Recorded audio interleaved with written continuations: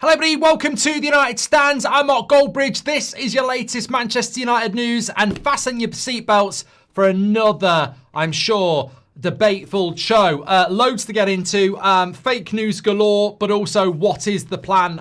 You look at that league table next to me, by the way. Look at how far we are behind the top three. Villa were one of the clubs I thought might drop out of the top four. They're 12 points ahead of us, and that's before we play Leeds. What is the plan? I really do want to say, what is the plan with Ineos? I found a very interesting interview from Sir Jim Ratcliffe from 2 years ago, and I'm going to read a lot of his quotes, and this is why some of us are moving away from Amarim and pointing the finger at the ownership. Ineos are losing control of this football club. Everything Sir Jim Ratcliffe said 2 years ago is we're in a worse position. And again, I will pose the question as we go through some of that, why it takes fans to dig this up and bring it up. Is that not why you went to university as a journalist? Are you not doing your job? Well, we'll do your job for you then. You know, you cowards, you absolute cowards. You call yourself journalists and you don't know what, you wouldn't know journalism if it bit you on the arse. You should be asking these questions. That's what your job is. We're also going to talk about Baleba again. We exposed it as fake news this morning, but Romano has said something this afternoon about it, so we'll expose the truth there. Also, people are talking about Javi and how he would take the job tomorrow if Man United offered it him, and a few other bits as well.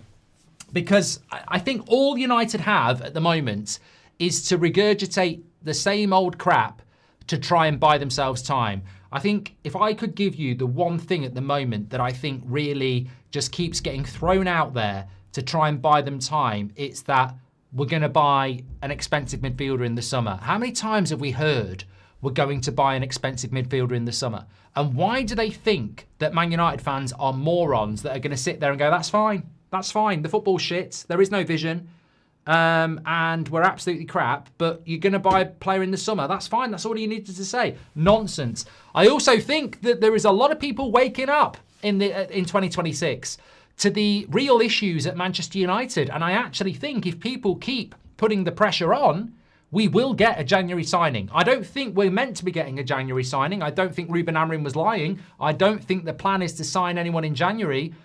But I do think the last 48 hours is causing emergency meetings at United. We've seen the leaks this morning against the manager. We saw Amarim in his press conference yesterday. I think if fans keep the pressure on, we will get what we want. They will dip their hands into the pockets and buy a midfielder, which is ultimately what we need in this January transfer window. So lots to get into on the show. Plus, it's an 8 o'clock show, so you can drive it. But just as a little bit of a taster, and there's better than this, this was from an interview that Sir Jim Ratcliffe did 2 years ago. The short-term issue is we want to get in the Champions League. It's a 2 to 3 season challenge to get the organisation and environment right. I've got loads of these. They're factual. They're statements from 2 years ago. How many of them are we better or worse in? So he said 2 years ago, the short-term issue is to be in the Champions League. It's a 2 to 3 season challenge to get the organisation and environment right. So even if we give him 3 years, he's got to produce a miracle in the next year to hit that target, because the 2 years were worse than we were 2 years ago. So we've got loads of these to go through. And also, just to add into that, he also said this. We're a long way behind the teams like Man City and Real Madrid. It's not going to change tomorrow. People, unfortunately, need to give us time to get back. It will be 2 to 3 seasons. Patience is needed. Spending money lavishly is not the solution. It's much more complicated than that. Remember, this is 2 years ago he said this. 2 years ago he said this, and we're absolutely nowhere near it. Absolutely nowhere near it. But there's more. There's more. But I know people want me to talk about Baleba, so let me just talk to you about this. Let me talk to you about Xavi as well. First and foremost, on Baleba, this is what Fabrizio had to say this afternoon about the Baleba situation. United haven't reached out to Brighton to start negotiations for Baleba this window, but have remained in contract with the people close to him. Not a secret, the player would love to move to Old Trafford. United are on it, but there's no chance of a deal in January. It would take a crazy bid for them to let him leave this month. And we've also had this afternoon I think it's the CEO, isn't it? Or the chief executive or the owner. I think his name is Paul Barber. This is what he said. He's the CEO. Paul Barber talking to, I think it was Talk Sport, to be fair. He said, no call from Old Trafford, no call from anyone connected to Manchester United. We have no plans or desire to sell Baleba in this window or in any future window, but we know he's a talented player and he's got a lot of options ahead of him in the future. For us right now, he's an important player in the second half of the season. So Sky yesterday got you all excited, saying that Man United are looking at doing something in January. On the morning show, I told you a journalist had got in contact with me this morning and said, it's nonsense. It's basically a story that United are happy to be out there to distract, to make it look like they're doing something. But, you know, within a few hours, it's confirmed as completely and utterly fake news. So it backfires again. You know, they're happy for a story to be out there because it makes them look like they're doing something, but they've got no intention of doing it. So what was the point anyway? I mean, even their spin is 10 years out of date. Like, nobody buys it anymore. Like, it doesn't make anybody feel, it ends up making us feel even more frustrated. You know, the potential spin positivity that we're being linked to Baleba gets exposed within hours as a load of shit. So, you know, again, it sort of goes back to the same thing. All we keep hearing is, oh, yeah, United are planning to spend a load of money in the summer. Great. Absolutely great. What does that do now? What does that do for that league table now? What does that do for European football? And let's get real. I'm pretty sure we will sign Baleba in the summer. I am. But is he the answer? This is a player that's had a crap season. This is a player that Brighton want a lot of money for. I mean, unfortunately, if we signed Baleba tomorrow, I think half the fan base would be not that impressed and half would. So, you know, again, it's the mixed messaging and the, you know, propaganda. And what's the plan? What's the plan? That's real. That league table is real. How are you going to take us from 6th to 4th? How are you going to do that? How are you going to keep us in 6th? Because I think 6th is a false position at the moment. How are you going to keep us fighting for that Champions League football? Because you're very lucky to be in that position as it is. Very, very lucky. As for Xavi, there has been comments circulating today associated to Fabrizio Romano that Xavi would take the Man United job tomorrow if it was offered to him.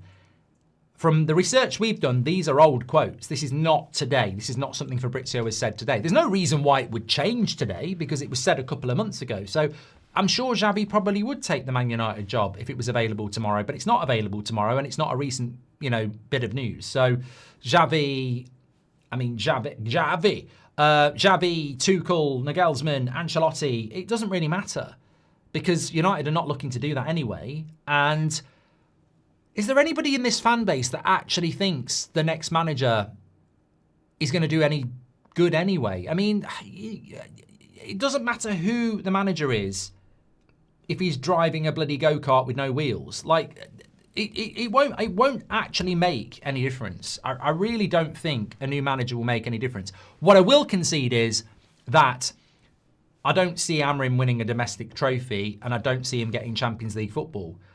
I think we can be that team again. We can be the Mourinho team. We can be the Ten Hag team. We can win the occasional domestic trophy, FA Cup, Carabao Cup, and we can occasionally qualify for the Champions League and the Europa League. But that's not enough. That's not success. That's not really what we're all about. But with this ownership, I can't see a title race, I can't see a Premier League, and I can't see a Champions League. I think their limitation is 4th place now and again and a domestic trophy. I think that's all they're ever going to deliver. I don't think they'll deliver anything more than that. I really, really don't. And I think that we need to keep the pressure on. I really do. I've really noticed that. I mean, look, some of the shows we've done this year have been fantastic, and it's mainly down to you and the questions that you're asking. And it started a spark. And I hope other people pick up on it. I hope journalists pick up on it. I hope ex-players pick up on it. I hope the media pick up on it. I hope other content creators pick up on it. The pressure needs to go on to the Glazers and Ineos and Wilcox and Barada, because in the 48 hours that we've been talking about this since New Year's Eve, Ruben Amarim's done a press conference where he looks beaten. There's genuine leaks about Wilcox not being happy, Favell not being happy, and the club haven't come out to deny that. So I just think if we keep the pressure on, they'll buy someone. United are very, very aware of share price, of shirt sales, of fan opinion, and it's on the floor. And that puts scrutiny on them. The last thing they want are more protests. I remember Richard Arnold saying they don't even like protests. Even though it won't get the owners out, they don't like protests. They don't like the negativity. They certainly don't like games being cancelled. So any hint of those things coming back, I reckon we'll get a midfielder in January. So I think the fingers need to be pointed here. And if we get a midfielder in January, at least it gives us, I think we all need that. We need that. As a minimum, we need a midfielder in January. So I would say keep the pressure on because I think it will tell. We're not buying anybody. That's the plan. We're not buying anybody. If it ends up with us buying somebody, that's going to be down to you and the pressure you put on the club. And it's starting and it can grow. So Wilcox, Barada, Sir Jim, the Glazers, keep at them. Keep at them. I 100% think that. And we'll do that because I've got some quotes from Sir Jim to read you from 2 years ago. But it is a Saturday night show. Let me get some of your comments in. Job says, some fans are against this club by not helping, put pressure on these dickhead owners. Oh, mate. Look, you start the debate, there's always a kickback as well. I've had a couple of people today who've just gone, you're the real problem at Man United. You're the real problem. Everybody needs to get behind the club and the project. I'm sorry. Well, I respect your opinion. You've got it. That's absolutely fine. It's about opinion. Everybody can have a different opinion. I don't care about that. I just want the conversation. I don't care. I don't want, when people say, let's have a debate about, why we need to back Man United, why we need to back the project. No, I don't need the debate. I've been on this planet for well over 40 years. I know who I am. I know what I think, and I know what I think about Man United. I don't need to sit down and be convinced that I need to back the Glazer project. I don't back it. I don't back it at all. If you want to back it, that's fine, but there is no debate. The debate is the one that you have with yourself and the position you end up with yourself. But I've had that debate. I know what I think, and I'm sticking to it. Nobody can convince me that I need to waste more time thinking that this ownership is going to take us where I need to be. I do not need to be told that I need to get behind this project. I do not need to get behind this project. I'm not behind this project. I do not support the Glazers and I do not support Sir Jim Ratcliffe working with the Glazers. So I don't need to debate it. There is no reason to debate it. I think it's really sad that people want to get behind this project. Supporting Amarim and supporting the project are two separate things. Amarim is an employee of the Glazers. The Glazers drive the project. I do not support the Glazers. So I don't need to be, if people say you're negative, fine. If being negative is not supporting the Glazers, I am negative, 100%. If being positive is supporting the Glazers, then you crack on, but I'm not going to do it. But we can all make our own opinions. That's absolutely fine. Let me get into some of your comments. They have no plan, just milk the club dead, says Forza. I don't. You know what? I genuinely left that on purpose to have a recurring question of what is the plan. Because I looked at the league table today and I went, right, Ruben Amarim said yesterday they're not having conversations about transfers. We don't have a style of play. We don't have a vision. And we've had a lot of crap results this season. And that's what the league table looks like. What is the plan then? What is the plan? It's such an easy question, but it's such an important question. What is the plan? What has Sir Jim Ratcliffe said this season the plan is? What is Omar Barada saying the plan is? What is Ruben Amarim saying the plan is? What is the plan? I look at that league table with years of experience of looking at league tables and I go, well, top four can't be the plan because, we're not actually, we're sixth. We're not top four. So, and every time we've had an opportunity to be in the top four, we don't take it. So that tells me we're not good enough to take it. I'm tired of people going, well, we could have been top four after the Forest game. We could have been top four after the Everton game. We could have been top four after the Bournemouth game. We could have been top four after the West Ham game. We could have been top four after the Wolves game. So we've not been top four on 5 opportunities. Maybe because we shouldn't be top four because we're not good enough. So we need to stop going, we keep missing opportunities, and we need to realise why we miss the opportunities, because we're not good enough. Trust me, if you keep asking the same girl out 5 times and you keep saying no, you're not unlucky. There's a reason, right? So why have the club not realised the reason we're not in the... And all right, I can take it on board, we're only 3 points off. But, you know, you're only 3 points off, you're 30 points off. You're still off, aren't you? It makes me laugh how people go, we're only 3 points off top 4, but we've never been in the top 4. Like, at the end of a game week, we've not done it yet. So that's because we're not good enough. So I would say, well, if you have a plan and it's the January window and it's only 3 points, the logical thing is to buy the thing that will give you those 3 points. It's almost more infuriating to be close to it. So close you can almost touch it, but you never will. And the plan is not to buy anybody. So we've messed up multiple times going into the top 4 over the last few weeks. And here's the January transfer window, and we're still in touching distance, and we're not going to do anything. So the plan should be to bring a midfielder in, because that will be the thing that gets us into the top 4. But no, we're not going to do it. So we've got to put the pressure on. We've got to say, what's the plan? What is the bloody plan? What are you trying to do? Seems like there's more to Ashworth leaving now, says Maz. Oh, mate, Maz Rawawi, can I just say this? Let me read you this from Sir Jim Ratcliffe in February 2024 about Dan Ashworth. I've got some perlers, but this is a genuine quote, right? From Sir Jim Ratcliffe, right?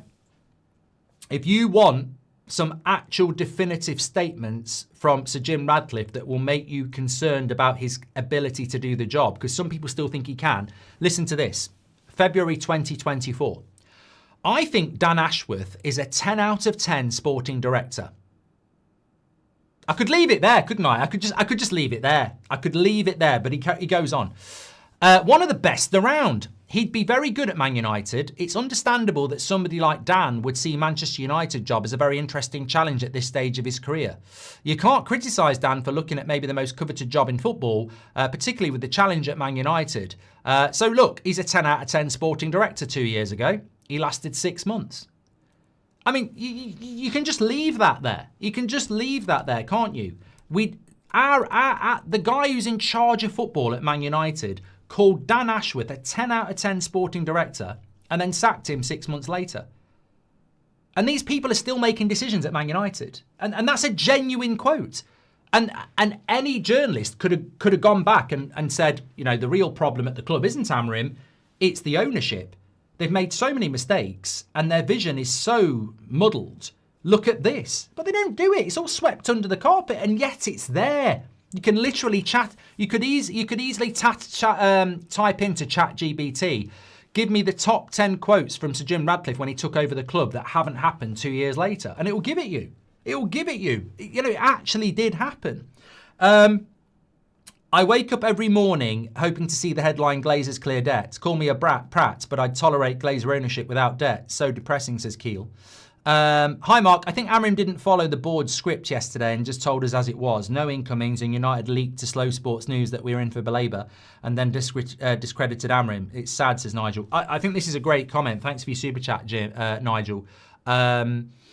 I think where Amarim deserves a little bit of credit for yesterday is that last season he spoke from the heart and he was very, very honest.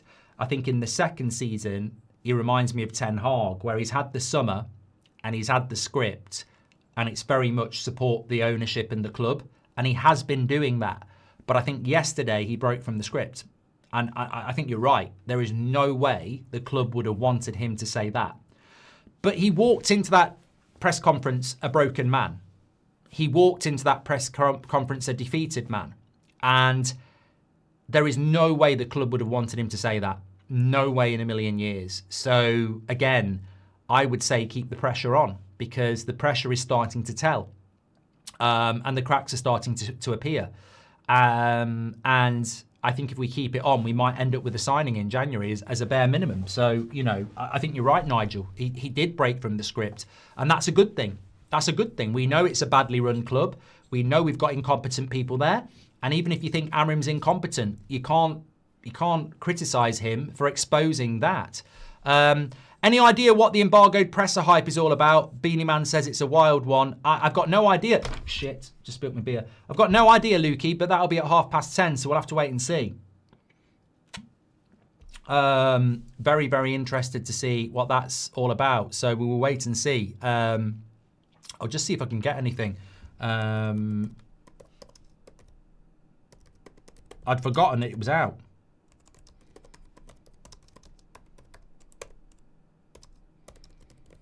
Okay, wasn't Rangnick's plan A open heart surgery? That means that the situation is so potentially fatal that there is no room for a plan B. This stadium can't happen, says Angry Jawa. Under this horrid ownership, we will only succeed with managers like Mourinho, Tuchel and Conte, not Amarim or Xavi, because they won't make the summer, says Muad. Look, I remember when I spoke about in April from our source that Delap was the priority, and a lot of people didn't like it, but he was. I didn't like it, but it was. You know, sometimes you get news that you don't like yourself. There was absolutely no reason for me to make up that we wanted Delap. It came in from a good source, and it was true. But as part of that brief, it was also that Man United are obsessed with Chelsea. We are obsessed with Chelsea. I don't really understand why. But Chelsea's biggest problem is that they've just sacked Maresca and they're going for another learner-driver manager. And you're absolutely spot on. Manchester United seem to be obsessed with a board being in control, but the problem is the board's not good enough. And at Chelsea, the board's not good enough either.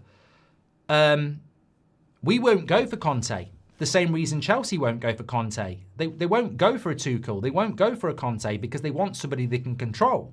United won't go for it either. But I agree with you. I think an Emery, a Conte, if you did sack Amarim, they would be the two top choices for me because they're experienced and they're proven at multiple different clubs. We won't go for a manager like that. We won't go for Conte. We won't go for Emery because we want somebody that these inexperienced people like Wilcox and Barada can be in control of. Can you imagine Conte at Man United with Jason Wilcox and Omar Barada telling him what to do? He'd go, who are you? You're a bag carrier from Man City. Who are you?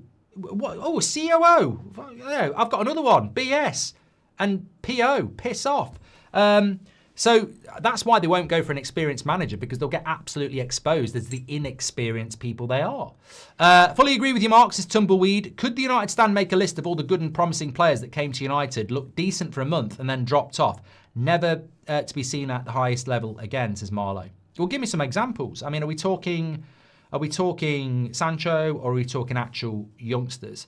They have no plan. They just want to milk the club, says Forza.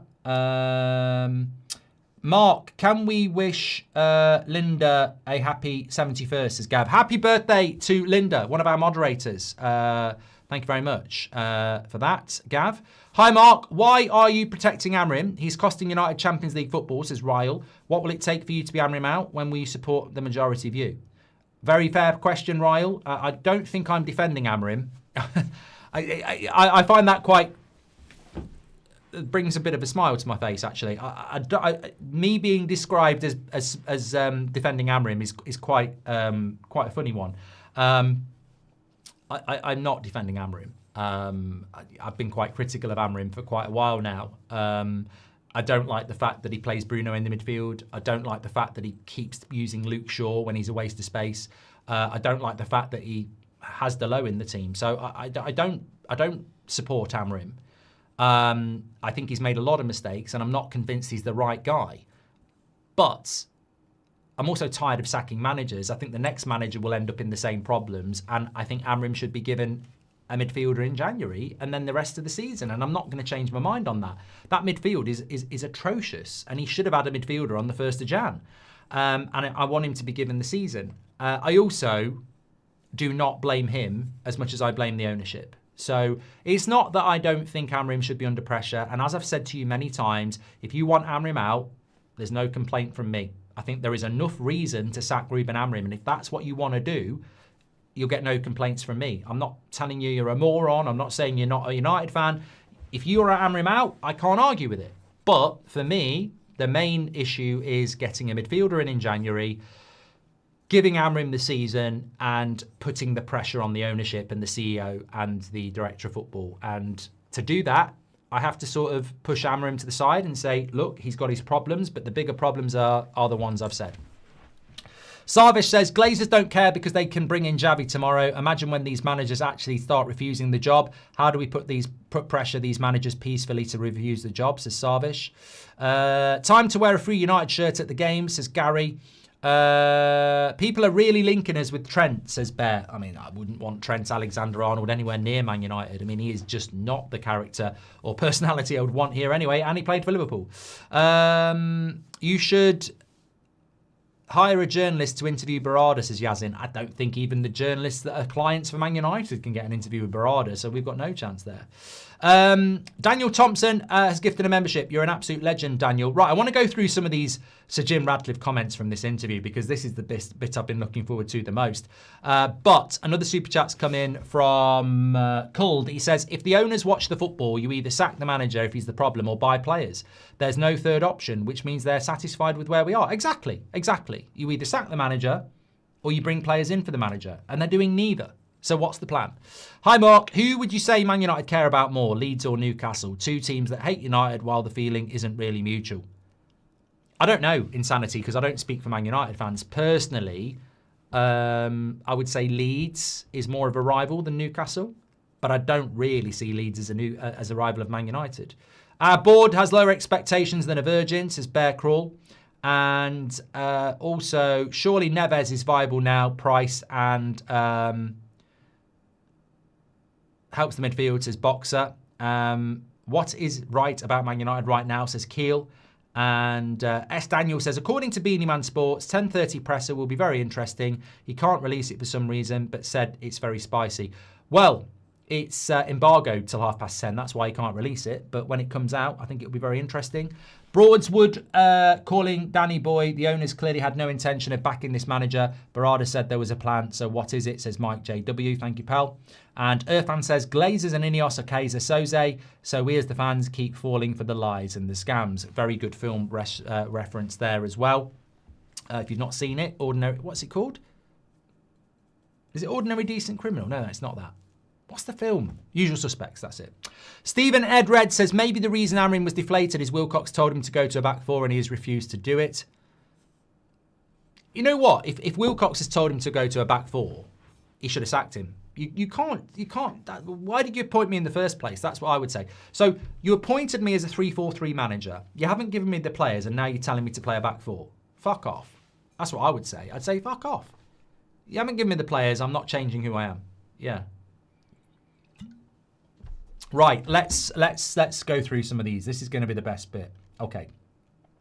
Make sure you smash a like on the video, by the way. We're nearly at 1,000. So this was an interview that Sir Jim Ratcliffe did in February 2024. I'm going to pick out the bits that are interesting, but I'm sure that you'll be interested in this. So look, I'm not convinced he's a lifelong Man United fan. I think he's a Man United fan, but I don't think he supports the club like we do. I think he's one of them fair weather fans who says they like football, but don't really, you know, I mean, if he was a fan, he'd have bought a midfielder because every Man United fan I speak to wants a midfielder. But he said, look, the reason he's a Man United fan is I became automatically a Man United fan because I was from Manchester. I've been a supporter of the club since I was 6 or 7. It's an important element of your life and a hugely important to all of those of us who support Man United. Without question, my favourite memory was the Champions League in '99 when we played against Bayern Munich in Barcelona. I was there with my son who was 11. The last 3 minutes were unforgettable. It was a remarkable moment ingrained in the mind, and that is what football is all about. It's amazing how he can talk like that and have absolutely no clue how to run this football club and show no passion to do it, because any person that was a Man United fan that had the power that he has would be doing things differently.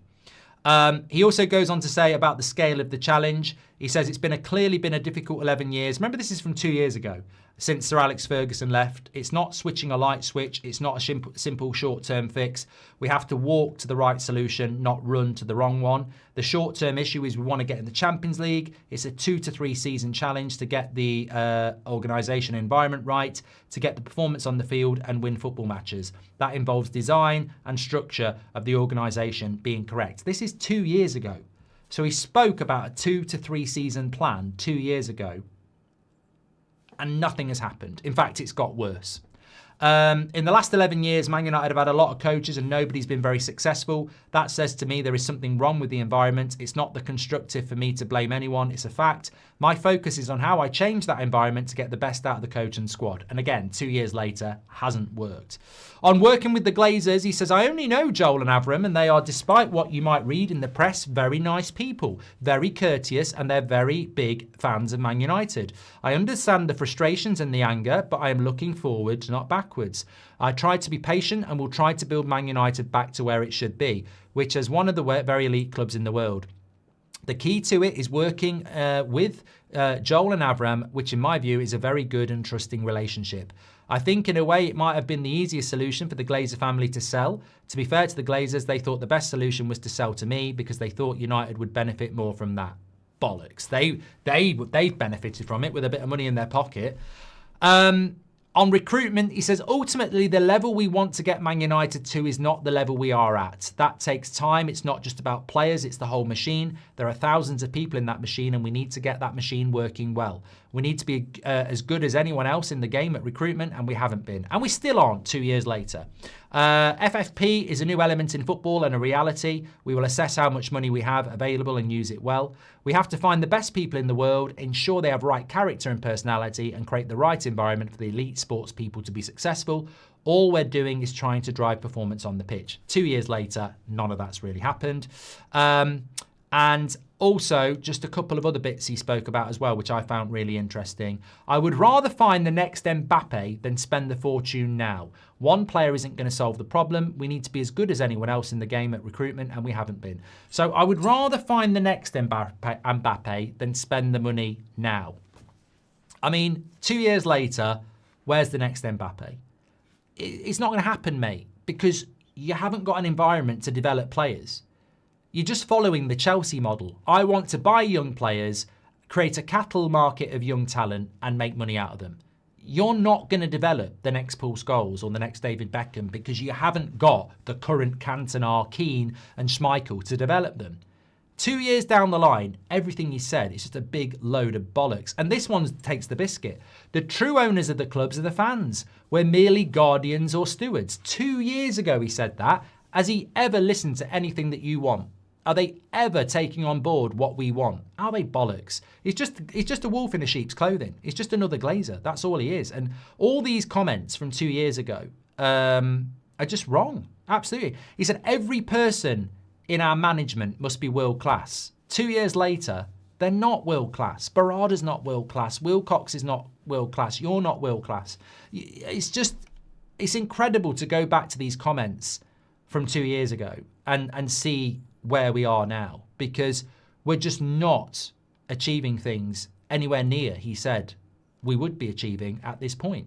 It's very, very sad. And again, I would say, what's the plan? Because I can't, I've said this so many times. When was the last time United played 2 good games in a row? Good football. 2 years on, we're actually, in my opinion, in a worse position now, 2 years later, than we were in the previous 2 years under the Glazers. In the previous 2 years under the Glazers, I think we're in a better position than we are 2 years now. There was more of a vision. They were a better team. Things are getting worse. Things are factually getting worse because these people just don't know what they're doing. They don't. And the funny thing was, when I was reading all this stuff back from 2 years ago, and, you could write a bloody essay on everything that's gone wrong about world-class recruitment, 2 to 3 years, Champions League, this, that, and the other. But the best one for me is that Dan Ashworth is a 10 out of 10 sporting director. And 6 months later, he'd sacked him. Shahin says it's just a word, salad. Next time we're fed up with Amarim, we as fans as a whole need to put the energy and anger towards the owners instead of the punching bag they hired, says Charlie Garrettson. We put the pressure on, they sign a player, then they go back to being shit owners and we stay quiet. Rinse and repeat and we stay mid. I'm tired, man, says Mom. No. We need to keep the pressure on so they do what needs to be done in January, and then we need to keep the pressure on all the time. Don't give the owners a free ride. I mean, look, to be fair, it's the first time I've heard people talking about Wilcox and Barada in months. They should be spoken about all the time. So Jim Ratcliffe should be spoken about all the time. The Glazers should be spoken about all the time. I mean, it's incredible to me that, you know, the person who doesn't own something gets the blame for how it performs. Next time, that was a very, very good comment anyway. They care more about the new kits than the new players, says Bear.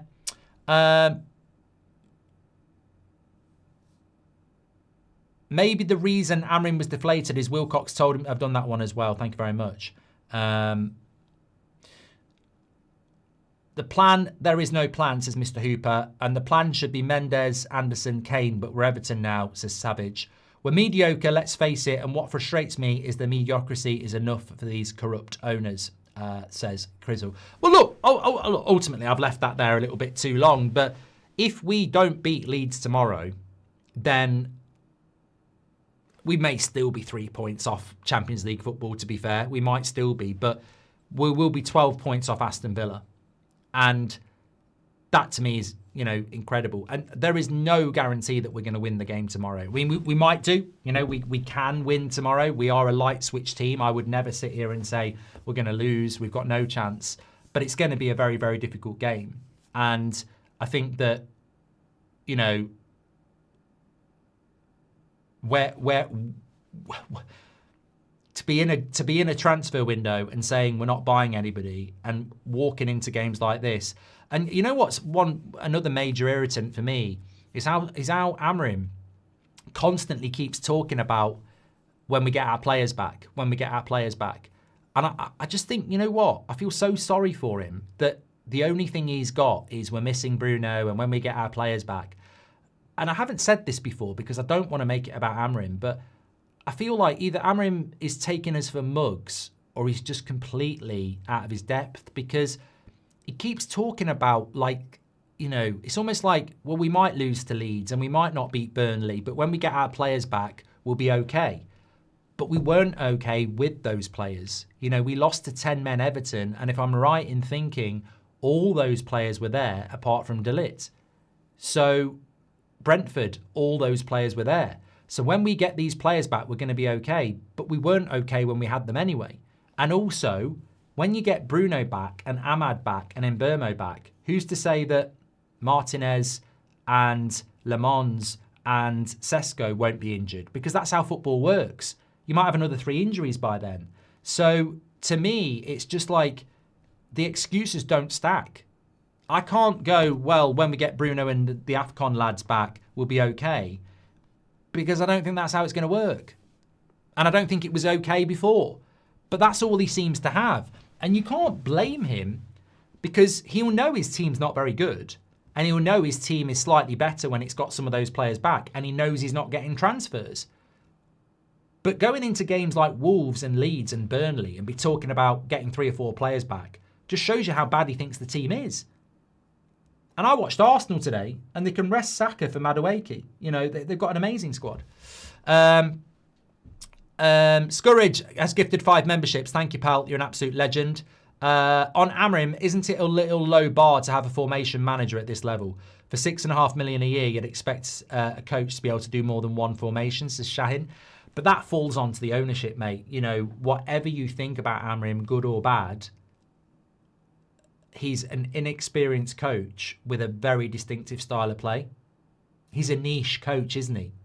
You know, it's all about that formation, and it's all about him being a hipster manager who hopefully will be one of the best managers in the world in the future. And that was the punt that Ineos and the Glazers made, so it's on them. Amarim promised to leave without compensation, so the cost shouldn't be an issue. Let's see if if it's more than words. Amarim ain't walking, mate. He was never walking. And to be fair, he shouldn't walk without compensation, should he? I really don't think he should.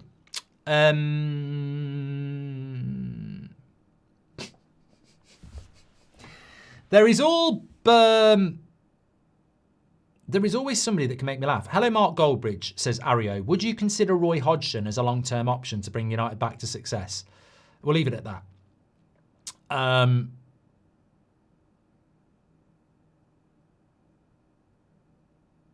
Up-and-coming manager, just like the players. That's a disaster model of the club, says Book. And welcome to the Members Club SC.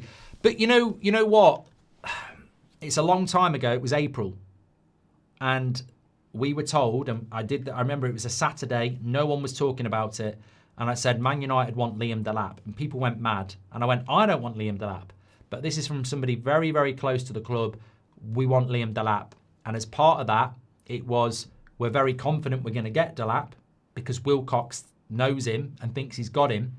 And he didn't get him.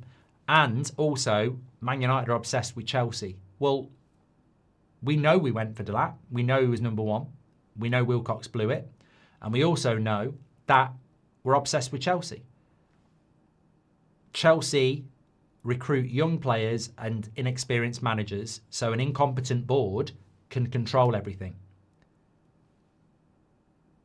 Are we the same? Do we recruit a lot of young players? Yeah. Do we have an inexperienced manager? Yeah. Do we have an incompetent board in charge? Yeah. So that's where we are. But they're under pressure. They're under pressure. When you look at those quotes from Sir Jim Ratcliffe 2 years ago, it's all bullshit. All those statements sat there in the back of a chair going, Champers, it's all fake news, isn't it? None of it's come to pass. Best in class, Ashworth's 10 out of 10 sporting director, it's all gone wrong. We're nowhere near Champions League football, really. I know the league table tells you something else, but really we're not. If we qualified for it, we'd be, we wouldn't even be as good as Spurs, would we? So it's all fake news. It's all fake promises. Why? Because if you can keep fans turning up and buying shirts, you'll keep the money coming in. I mean, Man United's revenue is still really high. Still really, really high. Mainly that's down to you. Oh, that third kit looks like the away kit from the 90s. It's all pretense and fake to keep the money coming in. Because if fans wake up, they're in trouble. If fans see the reality, they're in trouble. And that's why they're starting to panic in these last few days, because people are starting to go, if fans are going Amarim out and they're phoning in saying Amarim out, and some people are phoning in and saying Amarim in, they can control that. They're not getting any of the heat. Amarim is. We're keeping Amarim. You've got our support. All the anger's on you. We'll manage this. The minute some of it moves away from Amarim and goes, well, he's not really at fault, it's them lot, that's when they start to panic. And that's what we're starting to see. How long it will last, I do not know. But my prediction is we're going to sign someone in January because they're panicking and the cracks are starting to appear. And that's why we're seeing this stuff from Amarim, and that's why we're seeing the leaks against Amarim. So I think they're going to buy. But look, we can only do what we can do, and we do need other people to start having these conversations. And it surprises me. Well, it doesn't surprise me, actually. It doesn't surprise me because these journalists, they're not on the payroll, but they're dependent on being in the press conference. They're dependent on getting little interviews on tour. They're like that. So they won't say what needs to be said. But you don't need journalists anymore. You don't. When we did the Rasmus interview, we had to do a load of research around our reach compared to the Manchester Evening News and other outlets, and we dwarf them. When you take into account all the views, all the interactions, we dwarf modern media. So we don't even need journalists. But they have just become in the hands, of the club. Because they don't report anything negative about the Glazers, about Ineos, about Barada, or about Wilcox. Manager's always fair game. The club don't really care if the manager gets shit. Jose got shit, Ollie got shit, Ten Hag got shit. The club don't care if the manager's under pressure, because ultimately they see that's what he's being paid for, is Man United manager. But they hate it when they're under pressure. They don't like it when the finger gets pointed at them. And that's why journalists will get removed from the press conference, or they won't get access. You scratch my back, I'll scratch yours. But we don't care. I don't give a. I don't care. I don't care about that, because ultimately you get an interview with a player and you can't ask him anything good anyway. When we had the interview with Rasmus, I had about 30 questions. It ended up down to 10. You can't ask that. You can't ask that. You can't ask that. And it was still a good interview. And there are good people who work at United, but you can't get proper anyway. So we need new ownership. I don't think we're going to get to that, but we do need to keep, I feel that the cracks are starting to show, the pressure is starting to show. I don't know where this is going to end up, but it can't end up with nothing happening in January, A lot of people, Tom says, hi everyone, I lost my granddad today, and hard as it is to bear, I want to be here with you all to share like the others. Granddad took me to my first United game against Norwich and supported them since. Thank you for all your support. Well, Tom, thanks for sharing that with this community. It's an amazing community, and that's why there's so much support in the live chat. Thoughts are with you and your family, and obviously rest in peace for your granddad. And it's nice that you can come into this place and be part of something that's live and interactive and a community that's there for you as well. So thoughts with you, Tom, and we're glad to have you with us tonight. Jason says, Amarim says he's not looking in January, but behind the board might buy a couple of players. Amarim won't play him, says Jason. Look, as I said, as per yesterday, Man United are not signing anyone. That's from the manager of the football club. Why would he lie? I still think by January the 31st we will. And if we do, why is that? What's changed? And I think it's the pressure that's being put on them now. Justin says, first time watching live. Well, welcome to the show. Thank you very much. Make sure you subscribe. Protests must start, says back. No more time wasting. And Jah says, what's wrong with the manager playing good football elsewhere and now he doesn't have a style of play at this club? Players, IQ, yeah. Scourge says, sometimes I think you're a plonker, but sometimes you make me laugh, but Liam Rosigne should be the next United manager. And I'm the plonker. We also need a keeper. What if Lamons gets hurt, says Bear. Thank you very much for that. Okay. Well, look, I await with interest to see what comes out at 10:30. I wouldn't get too excited. I very much doubt it's like I'm resigning or I hate the Glazers or anything like that. It's probably, I would hazard a guess, it's probably something to do with a certain player or an argument about formation. It won't be anything major, but it might be quite interesting. We'll see what happens. I was going to say there'll be a 10 o'clock show tomorrow, but there won't be because I'm live with you at midday anyway for a 12:30 kickoff, and countdown to kickoff will start at 10:30. So remember, it's 12:30 kickoff UK time tomorrow. So thanks everyone for watching. Lovely to see everyone sending their condolences and love to Tom. Stay safe, everybody. Fantastic show again. Really enjoyed it. And keep putting your opinions out there. We can't be silent on something that's so important. We need to bring a midfielder in January, and we need to point the finger at the people who are responsible for the last 20 years of decline at this football club. Simple as. Stay safe. Take care. I'll speak to you all in a bit.